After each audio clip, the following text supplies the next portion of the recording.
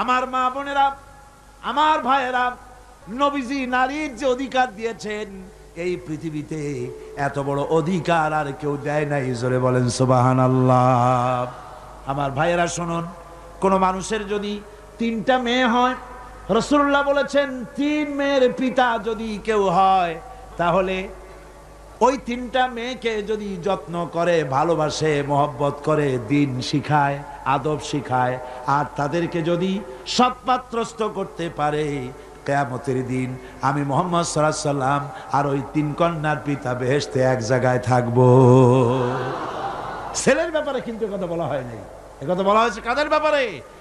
মেয়েদের ব্যাপারে। মা বোনেরা, আমি বিশ্বাস করি আপনারা যদি জানতেন, পৃথিবীর মুসলিম মহিলারা যদি জানতেন ইসলাম তাকে কি অধিকার দিয়েছে, তাহলে সব রকমের নারী পক্ষ, নারী অধিকার আন্দোলন, এই হাবিজাবি আন্দোলনের বুকে লাঠি মেরে সব মেয়ে লোক রাস্তায় নেমে মিছিল করতে গভর্নমেন্টের বিরুদ্ধে, যে কোরআন আমাদের যে অধিকার দিয়েছে, রাসূল যে অধিকার দিয়েছে, সেই অধিকার ফিরিয়ে দাও।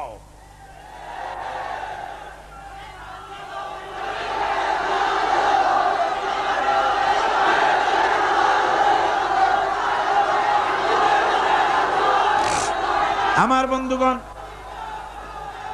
রাসূলুল্লাহ বলেছেন, ভালো করে শুনেন, রাসূলুল্লাহ বলেছেন মেয়েদেরকে গালি দিও না। অনেক লোক আছে মেয়েদেরকে গালি দেয়, কন্যাকে গালি দেয়। হুজুর বলেছেন মেয়েদের গালি দিও না, কারণ আমি মুহাম্মদ সাল্লাল্লাহু আলাইহি সাল্লাম মেয়েদের পিতা, আমি মেয়েদের পিতা। সুবহানাল্লাহ, সুবহানাল্লাহ।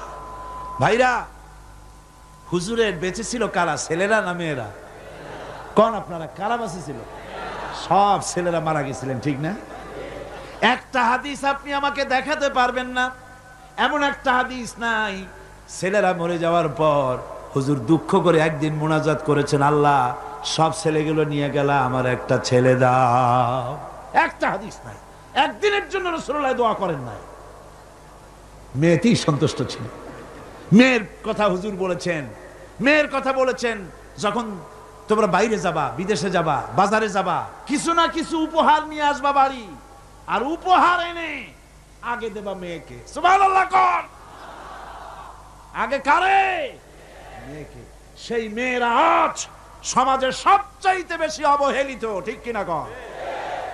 মেয়েটা একটু বড় হলেই আর একটা ছেলে যখন জন্মগ্রহণ করে, তখন এই ছেলেটারে কোলে নিতে নিতে ওর কাম সারা হয়ে যায়। তারপর বাড়িতে ভালো রান্না বান্না হলে ছেলের কিসমতে মুরগির কলজা, মুরগির ভালো ভালো অংশ, মাছের মাথা, সব ছেলের, মেয়ের কিসমতে হয় না। কথা ঠিক কিনা? ঠিক কিনা? এরপরে যদি রোগ হয়, মেয়ের অসুখ হয়েছে, ধৈর্য ধরতে তাকে নসিহত করা হয়, আর ছেলের অসুখ হওয়ার সাথে সাথে ডাক্তার 15টা বাড়িতে চলে আসে, ঠিক কিনা? এই বৈষম্য ইসলাম করেনি, আপনারা করেছেন, সমাজ করেছে। এই বৈষম্য ইসলাম করেনি। আমার বন্ধুগণ, মেয়েদের মর্যাদা কত বেশি, আল্লাহ রাসূল কত মর্যাদা দিয়েছেন নারীকে, মেয়েদেরকে কত মর্যাদা দিলেন। এই মেয়ে, তার কিসমতে বাড়িতে এই অবস্থা হলো। তারপরে যখন বড় হলো, বিবাহ দেওয়ার সময় বাপে করল কি? বাপ বিবাহের সময় মেয়েকে একটা পালঙ্ক দিল, সোফা সেট দিল, কাপড় চোপড় দিল, সোনা দানা দিল, বাস বাসানির মতো একটা আসসালামু আলাইকুম দিয়ে দিল, যাও। জমির ভাগ দিল না, বাড়ির ভাগ দিল না, ব্যবসার ভাগ দিল না, জমি বাড়ি টাকা পয়সা সবকিছু ছেলেদের নামে লিখে দিল। মেয়েটাকে জনমের মতো ব্যবসার টাকা দিয়া, বাড়ি দিয়া বঞ্চিত করে দিল, ঠিক কিনা কর? ঠিক কিনা? এরপরে হাজী শাহ মক্কা শরীফ গেছে, মায়েরে ঠগাইছে জন্মের ঠগাত। মক্কা শরীফ থেকে হজ করে আইসা 15 হাত লম্বা জামা একটা গায়ে দিয়ে আসছে। এরপরে মক্কা শরীফের জায়নামাজের উপরে সেজদা দিয়া মুনাজাত করে কয়, আল্লাহ আমি যেন দোজখে না যাই, আমারে বেহেশত দিও। ফেরেশতারা কয়, পাজি তুই মর আগে জন্মের বেহেশত করে খাওয়াই দেব। মেয়েরে ঠকাইছিস, বোনেরে ঠকাইছিস, ফুপুকে ঠকাইছিস, ভেস্তা তো সোজা তোর মামু বাড়ি। মেয়েকে ঠকানো যাবে না। ছেলের যে অধিকার আছে মেয়েরও সে অধিকার আছে। এই অধিকারের কথা কোরআনে বলা আছে নাই? চিল্লায় বলেন নাই? আছে। মেয়ের অধিকার আদায় করেন। আপনার ধানি জমি থেকে তার অংশ দিবেন, আপনার বাড়ির জমিন থেকে অংশ দিবেন, আপনার ব্যবসার টাকার অংশ দিবেন। ছেলেও আপনার, মেয়েও আপনার। আপনার নামাজ, রোজা, হজ, যাকাত, তাহাজ্জুদ কাজে লাগবে না যদি মেয়েকে ঠকান। ইসলাম নারীকে এই অধিকার দিয়েছে। এই মেয়ে কদিন পরে আরেকজনের বউ হয়ে গেল। বিবাহের সময় দেখেন অধিকার কার বেশি? সুবহানাল্লাহ কর। আমি বলি সারা পৃথিবীর সমস্ত মানুষ যদি তাদের কলিজাটা ছিঁড়া রাসূলুল্লাহর পায়ের উপরে দিয়ে দিত, রাসূলুল্লাহর ঋণ শোধ হতো না। এ পৃথিবীর মানুষের অধিকার তিনি দিচ্ছেন। নারীর কোনো সম্মান নাই। যেই যুগে মেয়ে হয়েছে শোনা মাত্র গলাটা টিপে মেরে ফেলাই দিত। আল্লাহ কোরআন শরীফে বলছেন, বিআইয়ি যামবিন কুতিলাত, কোন অপরাধে মেয়েগুলির মেরে ফেলতেছ? অপরাধটা করছি, এই মেয়ে মেরে ফেলতেছে। ওই যে হাদিস শরীফে একটা লোক গিয়ে কাঁদতেছিল মুসলমান হওয়ার পরও। হুজুর কয় কান্দো কেন? কই যে আমার গুনাহ কি মাফ হয়েছে? হুজুর বলেন হ্যাঁ মাফ হয়ে গেছে। কলেমা পড়ছো, মাফ হয়ে গেছে। কয় যে হুজুর আমি তো মারাত্মক গুনাহ করছি। বলে কি? বলে আমার একটা মেয়ে, সেই মেয়েটাকে নিয়ে আমি, ঘটনা লম্বা, আমি সংক্ষেপে বলতেছি, মেয়েটাকে ফাঁকি দিয়া তারে আমি মারবো, বুঝতে দেই নাই আমার বউরে। বললাম চলো বেড়াইতে যাই। মেয়েটা আমার সাথে সাজাই দিয়েছে তার মা, বেড়াতে নিয়ে যাবো এই কথা মনে করে। মেয়েটা কদ্দূর যায়, আবার আব্বা আব্বা বলে আমার দিকে ফিরে আসে, আবার পিছনে থাকে, আবার আব্বা আব্বা বলে জড়ায় ধরে। এইভাবে করতে করতে যখন নির্জন এলাকায় গেলাম, আমি পাহাড়ের পাশে গর্ত খোঁড়া আরম্ভ করলাম। গর্ত খুঁজি আর মাটি ছিটে এসে আমার দাড়িতে লাগে। বাচ্চা মেয়েটা আমার কাছে এসে দাড়ি দিয়ে ধুল ঝাড়ায় দেয়। কয় আব্বা তোমার দাড়িতে ধুল লাগতেছে, তুমি এই কষ্ট করতেছো কেন? মেয়ে তো বোঝে না যে আমি তার জন্য কবর খুঁজতেছি।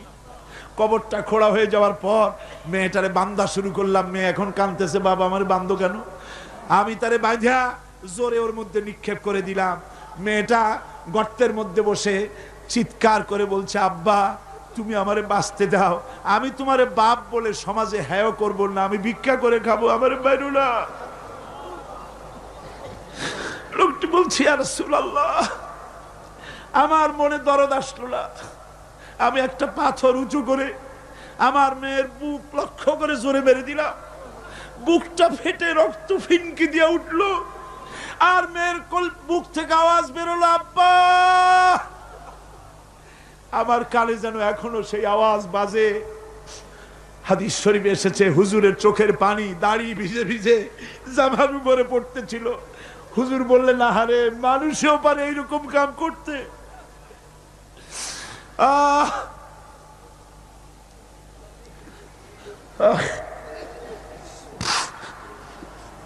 পৃথিবীতে নারীর যখন কোনো সম্মান ছিল না, মর্যাদা ছিল না, সেই সময় আমার রাসূল, আমার বিশ্বনবী নারীদেরকে সম্মানের হাত ধরে গর্তের ভিতর থেকে উঠাইয়া রানীর সিংহাসনে বসায় দিলেন।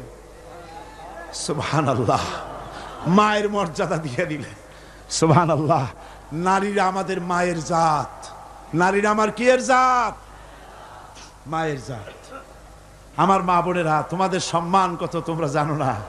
আমরা পুরুষ, আমাদের পায়ের তলে জুতা, আর তোমরা আমাদের মায়ের জাত। তোমরা নারী, তোমাদের পায়ের তলে আল্লাহর জান্নাত, আল্লাহর ব্যস্ততা তোমাদের পায়ের তলে।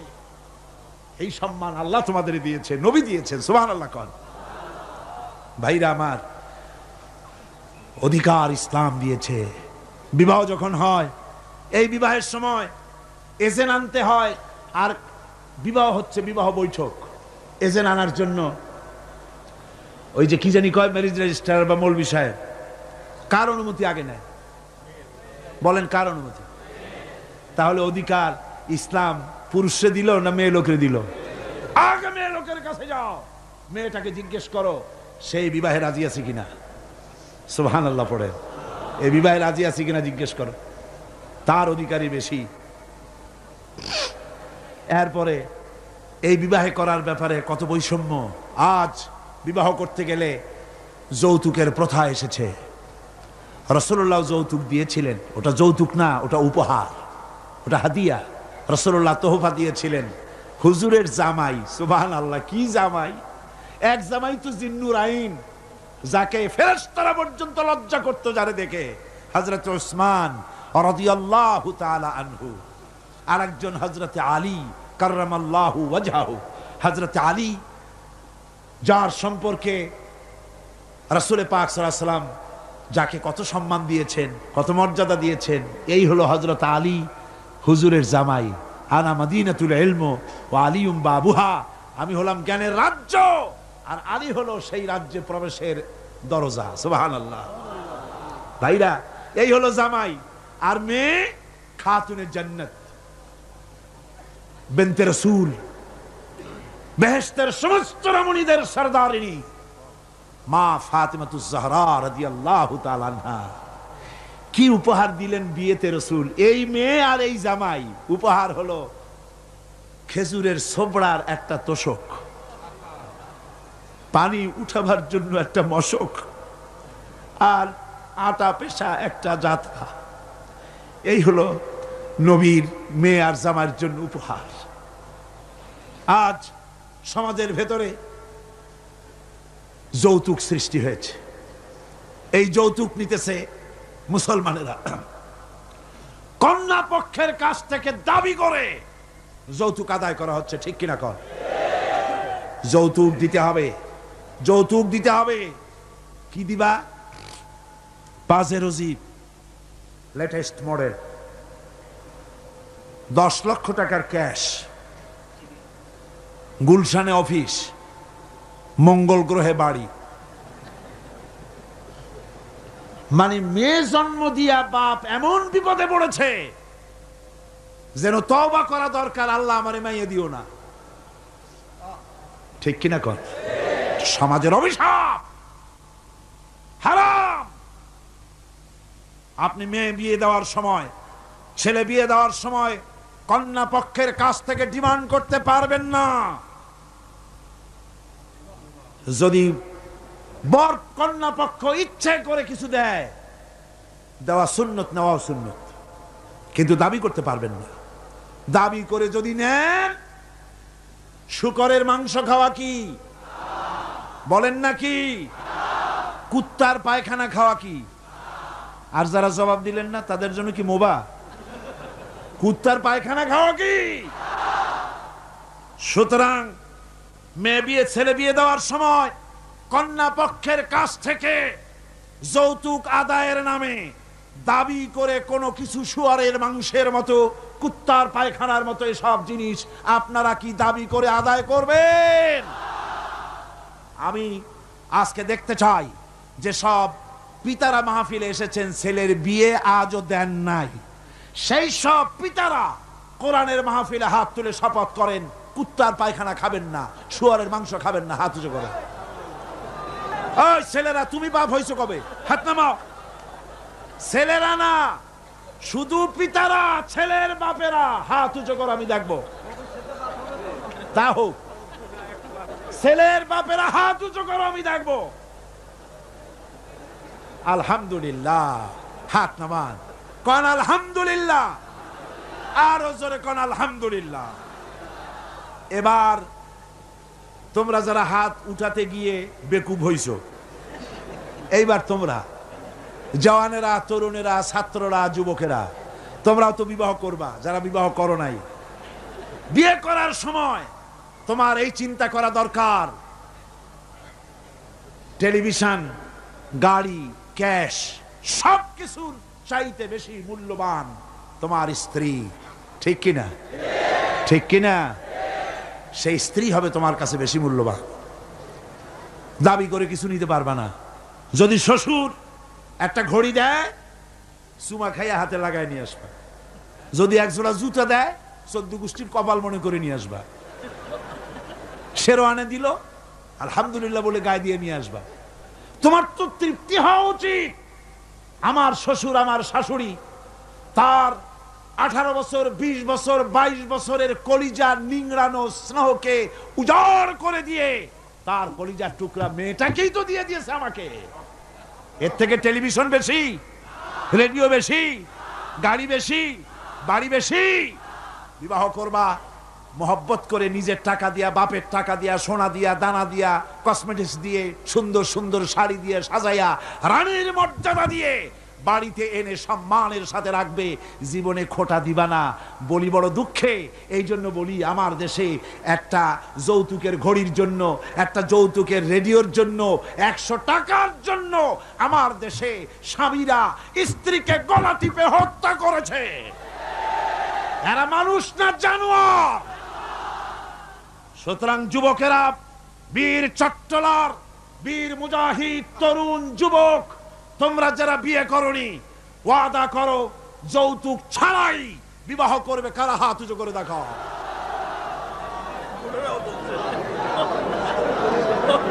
বুড়ারা হাত তুললে তো মনে হয় যেন আবার বিয়ে করতে চায়। বুড়ারা না, জওয়ানেরা। জওয়ান বসো বসো বসো বসো। আলহামদুলিল্লাহ। জোরে কোন আলহামদুলিল্লাহ। আরো জোরে কোন আলহামদুলিল্লাহ। আমি তো দাঁড়াইতে বলি নাই, আমি তো দাঁড়াতে বলি নাই। ভাইরা দাঁড়ালেন কেন?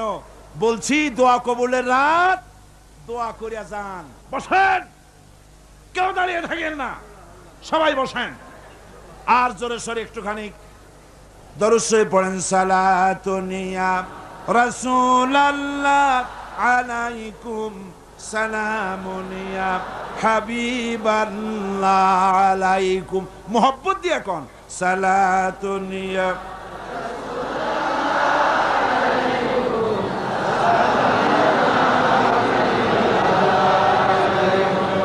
সালাতুন ইয়া রাসূলুল্লাহ, সালামুন ইয়া হাবিবাল্লাহ আলাইকুম। ভাইরা আমার, আমি খুব খুশি হয়েছি, আল্লাহ খুশি হয়েছে। কল আলহামদুলিল্লাহ। আজকের মাহফিল সার্থক। আপনারা বিশ্বাস করেন আগামী জাতীয় নির্বাচনে যে পার্লামেন্ট তৈরি হবে, সেই পার্লামেন্ট যদি কোরআনের পার্লামেন্ট হয়, তাহলে যৌতুক বিরোধী বিল পাশ করে যৌতুক প্রথার উপরে ঝাঁটা বেড়ে বঙ্গোপসাগরে আমরা নিক্ষেপ করব ইনশাআল্লাহ।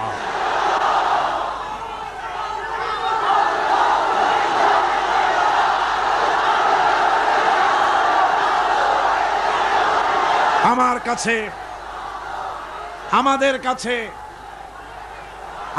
কাছে অনেক সময়, থামুন, আমাদের কাছে অনেক সময় রিকশাওয়ালা, ঠেলাওয়ালা, কুলি, মজুর এসে দোয়া চায়, হুজুর একটু দোয়া করেন। কি দোয়া? 4-5টা মেয়ে বিয়ে দিতে পারি না। কেন? আমার কাছে ঘড়ি চায়, টেলিভিশন চায়। দুঃখে লজ্জায় অস্থির হয়ে যায়। আহারে, লোকটা ঠেলা গাড়ি চালায়, রিকশা চালায়, ওর কাছে চায় টেলিভিশন আর ঘড়ি। ওটা কি মানুষ? কুত্তার চাইতে নিকৃষ্ট। এই যৌতুক প্রথা যদি বন্ধ হয়ে যায়, জেনা কমে যাবে, বিবাহ সহজ হয়ে যাবে। ঠিক কিনা গণ? বিবাহ সহজ হয়ে যাবে। ভাইরা আমার, এরপরে বিবাহ হয়ে গেল, স্বামী স্ত্রীর ভিতরে মহব্বত হতে হবে। একটা জিনিস মাঝখানে আমি বলে নেই, সেটা হলো এই শাশুড়ি আর পুত্রবধূর ঝগড়া, সাপে নেউলে অবস্থা, একটা চিরন্তন অবস্থা। অবশ্য এগুলি চিত্তগঙ্গে নাই, আছে। শাশুড়ি মনে করে ছেলে যখন বিয়ে করলো, হায় রে হায়, এত কষ্ট করে ছেলেটারে মানুষ করলাম, পুরা ছেলেটারে দখল করে ফেললো বউ। আমি শাশুড়িরা যারা আসছেন আজকের মাহফিলে, শাশুড়িদের উদ্দেশ্যে বলি, নিজের মেয়ের হাজারো অপরাধ সহ্য হয়, পুত্রবধূর এক চুল পরিমাণ অপরাধ আপনার সহ্য হয় না। এটা ঠিক নয়। আপনি পুত্রবধূকে নিজের মেয়ের মতো দেখুন, আর পুত্রবধূরা তারাও নিজের শাশুড়িকে মায়ের মতো দেখুন। আর মনে মনে ভাবুন, চিরকাল আপনি পুত্রবধূ থাকবেন না, আপনিও শাশুড়ি হবেন। আপনার শাশুড়িকে যদি মায়ের মতো যত্ন আপনি করেন, তাহলে আপনার পুত্রবধূর কাছ থেকে আপনিও মায়ের যত্ন পাবেন। আর এই ঝগড়া যদি থাকে, সংসার কিছুতেই ভালো থাকতে পারে না। গেল শাশুড়ি পুত্রবধূ। এবার স্বামী স্ত্রী। স্বামী স্ত্রীর ভিতরে মহব্বত আল্লাহর এক নিয়ামত, কোন আলহামদুলিল্লাহ। হযরত আয়েশা সিদ্দিকা রাদিয়াল্লাহু তাআলা আনহা বলেছেন, রাসূলুল্লাহর ঘরের ভিতরে কোনো দৌলত ছিল না, কিন্তু ঘরটা মহব্বত দিয়ে ভরা ছিল। আমি গ্লাসে পানি পান করে গ্লাসটা যখন রেখে দিতাম, যেখানে আমি ঠোঁট লাগাইয়া পান করতাম, আমার নবী গ্লাসের সেই জায়গায় পা মুখ লাগাইয়া পানি পান করতেন। আমার দেশে বহুত স্বামী আছে, স্ত্রী বিয়ে করছে তো মনে করে যে আমি তো নওয়াবজাদা নসরুল্লাহ খান, আর বউ সারাদিন তুমি কাজ করবে। কেন সারাদিন বউ কাজ করবে? আপনি একটু কাপড়টা ধুইতে পারেন না? আপনি একটু তার থালাবালিটা ধোয়ার ব্যাপারে একটু সাহায্য করতে পারেন না? আপনি একটু তরকারি কোটার ব্যাপারে যেটা আপনি পারেন একটু সাহায্য করতে পারেন না? ঘরটা একটু আপনি গুছাইতে পারেন না? আপনি কোন বড় লাটের বড় লাট? এবার শুনুন রাসূলুল্লাহর আচরণ। হযরত আয়েশা বলেছেন, আল্লাহর নবী দিনের কাজ করে যখন ঘরে ক্লান্ত শ্রান্ত হয়ে ফিরেছেন, এসে দেখেছেন আমার রান্না তখনও শেষ হয় নাই। নবীজি ক্ষুধার্ত ছিলেন, ক্লান্ত ছিলেন, আমার রান্না তখনও হয় নাই দেখে নবীজির চক্ষু লাল হয় নাই, ভুরু কুঞ্চিত করেন নাই, বিরক্তির ভাব দেখান নাই, ভর্ৎসনা করেন নাই, বরং আমার পাশে বসে তরকারি কুটে অথবা রুটি সেকে আমাকে সাহায্য করেছে। এই ছিল আমার রাসূল। নারীদের প্রতি সহনশীল হও, নারীদেরকে সম্মান করো। চট্টগ্রামের তরুণ যুবকদের বলি, কলেজ বিশ্ববিদ্যালয় হাই স্কুল মেয়েদের যখন ছুটি হয়, নির্লজ্জের মতো কলেজের গেটে মহিলা স্কুলের সামনে দাঁড়ায় থাকো কেন? ঠিক কিনা কর? তোমাদের জ্বালায় মেয়েরা নিরাপদে হাঁটতে পারে না। তুমি মেয়ের লোককে যখন দেখো, পরের একটা মেয়ে, তুমি ভাবতে পারো না এটা আমার মা, এটা আমার বোন? এইরকম চোখে দেখো। নারীকে সম্মান করো। মহিলা স্কুল মহিলা কলেজের সামনে ভিড় করো না, তাদের সহজে যাতায়াত করতে দাও। এটাই ইসলাম বলে। বউকে সাহায্য করো, স্ত্রীকে সম্মান করো, মর্যাদা দাও, সমান অধিকার। তবে এক জায়গায় স্বামীর অধিকার একটু বেশি। সেটা কোথায়? তিরমিজি শরীফের হাদিসে এসেছে, একবার আল্লাহর নবী এক পাহাড়িয়া এলাকা থেকে যাচ্ছিলেন, জঙ্গলের এক উট এসে নবীজির পায়ের উপরে সেজদায় পড়ে গেল, পায়ের উপরে চুমো খেলো। সাহাবায়ে কেরাম বললেন, ইয়া রাসূলুল্লাহি, পাহাড়ের উট হুজুরের পায়ে সেজদা দিয়া ধন্য হয়ে গেল। হুজুর যদি অনুমতি দিতেন, আমরাও হুজুরের কদমে সেজদা দিয়া ধন্য হয়ে যেতাম। নবীজি বলেন, মানুষ মানুষকে সেজদা করা হারাম। আমি যদি মানুষকে সেজদা করার জন্য যদি পারমিশন দিতাম, তাহলে দুনিয়ার সমস্ত স্ত্রীদেরকে বলতাম তারা যেন তার স্বামীর সেজদা দেয়। স্বামীর মর্যাদা এখানে বেশি। রাসূলুল্লাহ আরো বলেছেন, কোন স্ত্রীর মউত হয় যদি এমন অবস্থায় যে তার স্বামী তার প্রতি খুশি ছিলেন, আল্লাহ রাসূল বলেছেন মেয়ে লোকটি সোজা আল্লাহর জান্নাতে চলে যাবে। স্বামীর মর্যাদা এখানে বেশি। স্বামীকে লক্ষ্য রাখতে হবে, উভয়ের অধিকারের প্রতি যত্নশীল হতে হবে। এরপরে যখন সে মা হয়ে গেল, আমার বন্ধুগণ, নারী যখন মা হয়ে গেল, মর্যাদা তখন তার এত বেড়ে গেল। রাসূলের কাছে প্রশ্ন হলো, হুজুর খেদমত করব কার? হুজুর বলেন, তোমার মায়ের, তারপরে কার? তোমার মায়ের, তারপরে কার? তোমার মায়ের, তারপরে কার? তোমার পিতার। পিতার চাইতে মায়ের মর্যাদা কয় গুণ হলো? 3 গুণ হয়ে গেল। রাসূলুল্লাহ 3 গুণ বাড়ায় দিলেন। সুতরাং আমি বলি আপনাদেরকে, মা আপনার বড় পীর, বাপ আপনার বড় পীর, কোনোদিন ভুলে যাবেন না। কথাটা বারবার বলি আমি, যত জায়গায় মাহফিলে যাই। আমি, ওলামারা সবাই বলেন, আমিও বলি, সব জায়গায় মানুষকে স্মরণ করায় দেই, আপনার কাছে আপনার মা বাপের চাইতে বড় পীর আর নাই। কারণ পীর সাহেবের দোয়া যতই আপনি ওলিয়ে কামেল বলেন, যতই হুজুর কেবলা বলেন, তার দোয়া কবুল আপনার জন্য হতেও পারে, নাও হতে পারে, 50-50 কথা ঠিক কিনা কন? কিন্তু রাসূলুল্লাহ গ্যারান্টি দিয়েছেন 3 জনের দোয়া অবশ্যই কবুল হয়ে যাবে। তার ভিতরে একজন হলো মাজলুম, যদি দোয়া করে কবুল হবে। একজন হলো মুসাফির, দোয়া কবুল হবে। আর একজন হলো মা বাপ, যদি দোয়া করে আল্লাহর দরবারে আল্লাহ রাব্বুল আলামিন অবশ্যই দোয়া মঞ্জুর করে নেবেন। মা বাপের কাছে দোয়া চাও। ভাইরা মনে কিছু করবেন না, আপনি আপনার হুজুর কেবলারে দাওয়াত করিয়া বিরিয়ানি খাওয়াবেন, খুশি করতে পারবেন না, যেহেতু এর আগে উনি আর এক জায়গা দিয়া 4-5 পদের বিরিয়ানি খাইয়ে আসছে।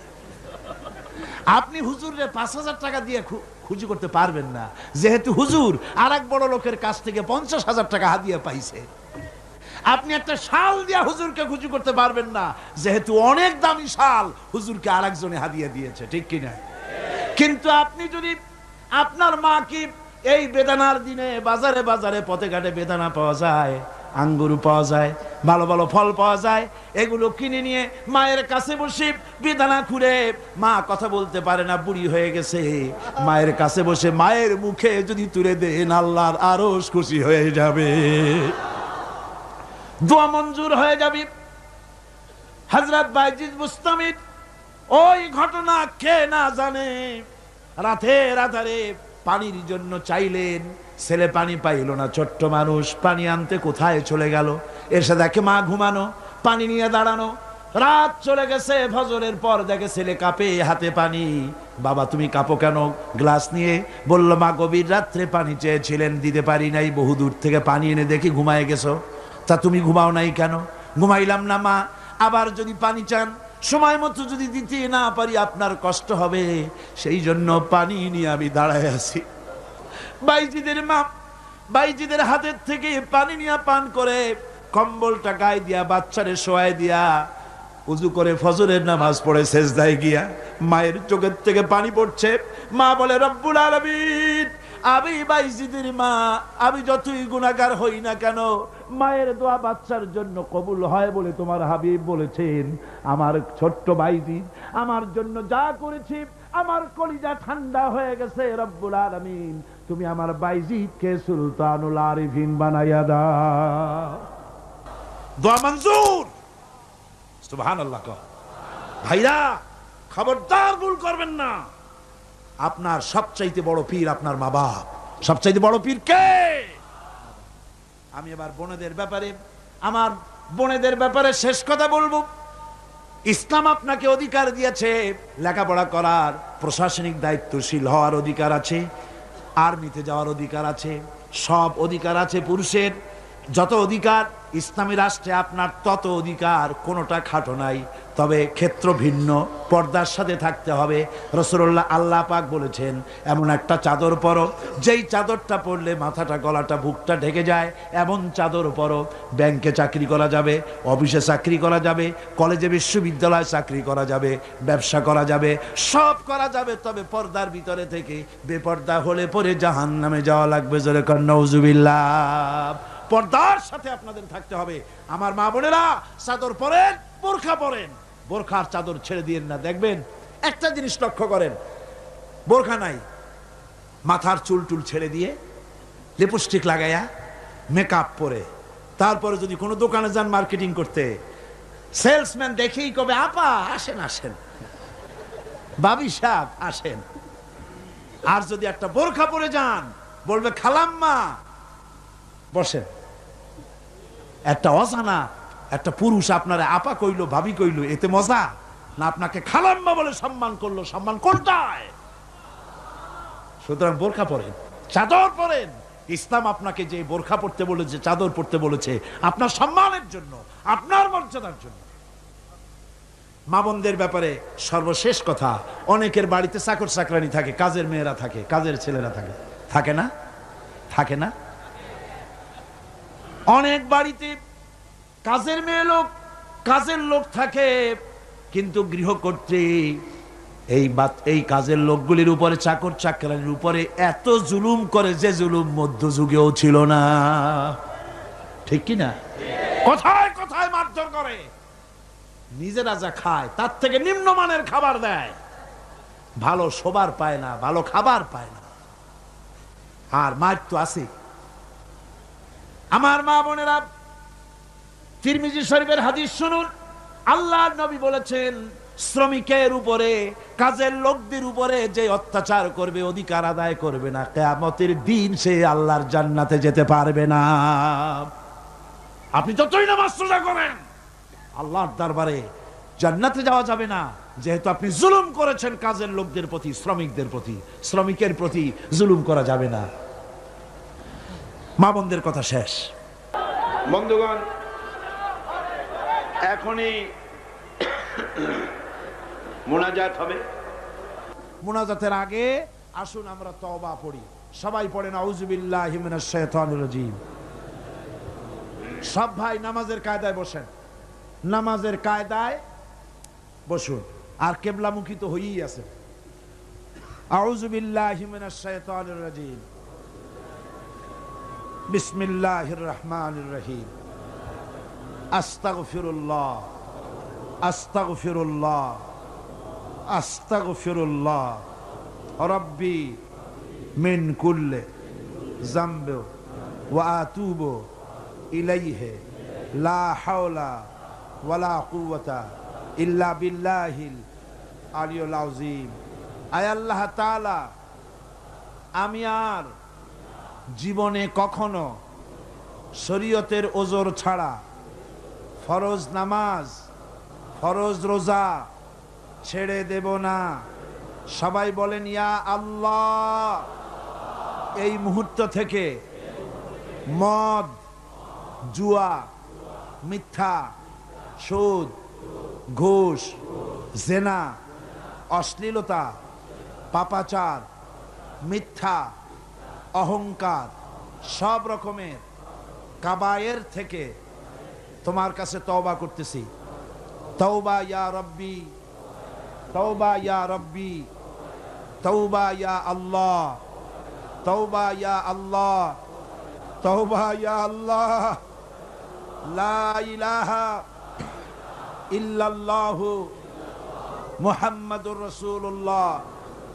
আশহাদু আল্লা ইলাহা ইল্লাল্লাহু ওয়াহদাহু লা শারীকা লাহু ওয়া আশহাদু আন্না মুহাম্মাদান আবদুহু ওয়া রাসূলুহু। আল্লাহুম্মা আমিন। রব্বানা যালামনা আনফুসানা ওয়া ইন লাম তাগফির লানা ওয়া তারহামনা লানাকুনান্না মিনাল খাসিরিন। রব্বানা যালামনা আনফুসানা ওয়া ইন লাম তাগফির লানা ওয়া তারহামনা লানাকুনান্না মিনাল খাসিরিন। রব্বানা লা তুযিগ কুলুবানা বা'দা ইয হাদাইতানা ওয়া হাব লানা মিন লাদুনকা রাহমাতান ইন্নাকা আনতাল ওয়াহ্হাব। রব্বুল আলামিন 5 দিন ব্যাপী কোরআন শরীফের তাফসীরের মাহফিলের আজকের এই শেষ দিনে, গভীর রজনীতে কোরআনে কারীম সামনে নিয়া লক্ষ লক্ষ পুরুষ আর নারী একত্রিত হয়ে গুনার বোঝা মাথায় নিয়ে তোমার দরবারে হাত উঠাইছি। রব্বুল আলামিন, এই 5 দিনে আলোচনা করতে গিয়ে আমি মানুষ, বলার মধ্যে যদি কোনো ভুল করে থাকি, আমি বিনীতভাবে তোমার কাছে মাপ চাই। আয় আল্লাহ, তোমার বান্দাদের দিল থেকে, স্মৃতি থেকে সে ভুল কথাগুলি মিটাইয়া দাও।